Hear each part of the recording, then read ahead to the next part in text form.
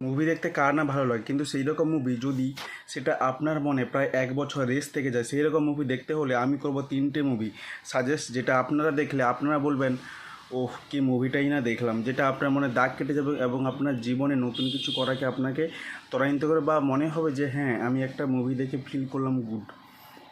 তো প্রথম মুভি হচ্ছে থ্রি ইডিয়টস, যেটা আমির খানের।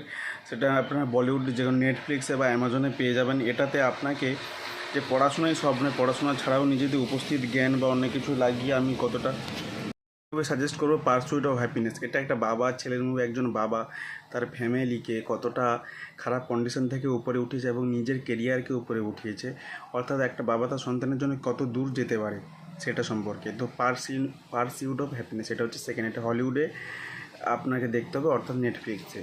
থার্ড হচ্ছে হলিউডে বলবো শশাঙ্ক রিডেম্পশন। এখানে আছে বিখ্যাত অ্যাক্টর হচ্ছে মর্গ্যান।